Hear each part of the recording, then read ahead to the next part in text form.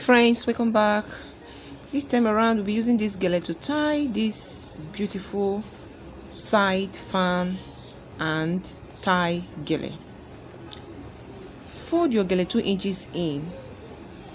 We'll be making use of our bucket and our thread and needle. So fold your gele 2 together. Make sure you make use of your needle and thread. So at this point we stitch.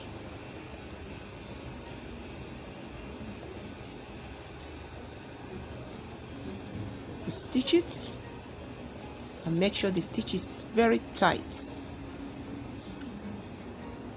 And at this point you tight it so that you will not get loosed. Now turn the gele front with the bucket, and at this point you have to start making our plaits. So you have to form up to 3 to 4 plaits. The plaits is what makes the gele to look very beautiful. So without the plaits, it doesn't look that good. So make sure we get about 3 to 4 plaits before we proceed to the next stage. So plait it and arrange it properly. So you can see how the plaits. At this point, bring them together. Make sure you arrange them properly. This is exactly where the back will be. So we use the same thread and needle which we use from the initial time that is attached to the gele, and stitch them together at this point. We stitch and make sure that they are very tight and it's not going to get loose. Remember that the more we use the needle and thread to sew, it's exactly the same thing with auto gele. So there is no need of us looking for extra thing to attach to it. So at this point we styline the inner side and pick the right hand side to form the fan. What I'm trying to form here is the fan. So make sure we arrange the fan properly. Follow the step the way I'm sliding my hand to form the fan. Sometimes what makes some people their fan normally comes out is the way they slide their hands. But when you slide your hand properly, and as the more you plait, the more you extend your hand to the left side, that is how the fan will come out. And when it comes out, you see that it looks beautiful. So continue sliding your hands. When you slide, you arrange the other hands. Make sure you arrange the plaits to be straight. So continue.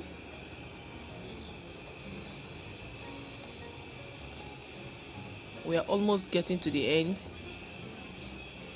So here we plait again. Get it plaits. Arrange it.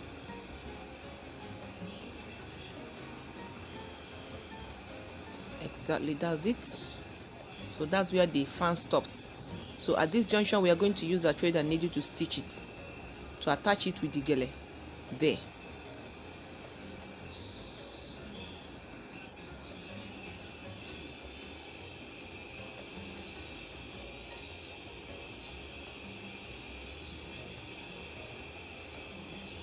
Right, now we stitch it properly, that is quite tight, because when you don't stitch at this junction it can flint out. So that is the reason why I always make sure I stitch it and get it tight. Okay.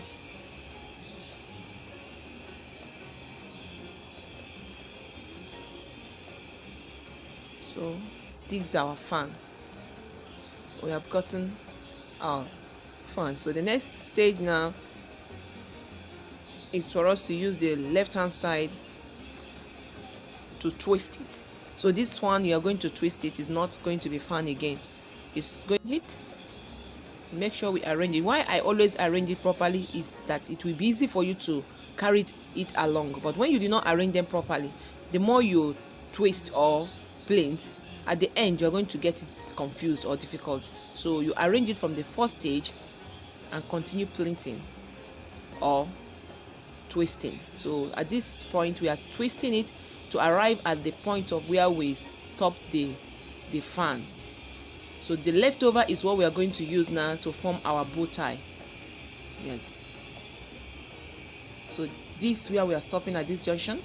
So we are going to still make use of our thread and needle to stitch it at this point, where I'm going to use these leftovers to form a bow tie.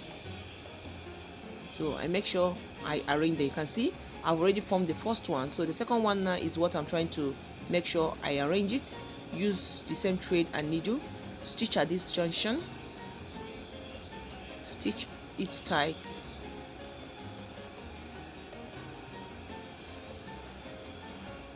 then use this leftover, carry it as if you're making a plaint. You can see the way I planted it. Then silent it in the middle. That's how you silent it in the middle, as if you pin it in the middle. Then arrange this left and right side of it. That is how we form our bow tie. So that's the sign of bow tie.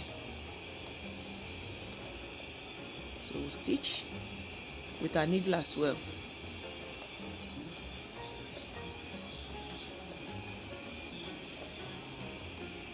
So stitch it. So the one you're stitching the one at the back and the one at the front. So because you're going to stitch both of them together so that they will be in oneness.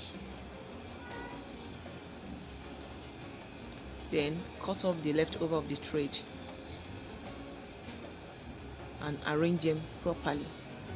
You can see the outcome of it. So these are bow tie and these are fan. So why I did this, so that the fan will not scatter. That was why I used pin to silent it and form the bow tie. So you can see the fan is ready and our bow tie as well is ready. So what is left to do now is our upside, where the hair will come out.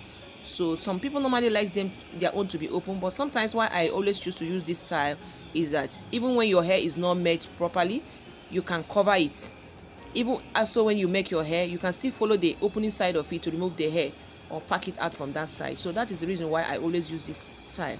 So at this junction, you use the same thread and needle to stitch it. Stitch well, and that's just all. You can see the outcome. So what we need now to do is to remove it from our paint rubber. That's the gele. So cut off the leftover of the thread we used at the initial time.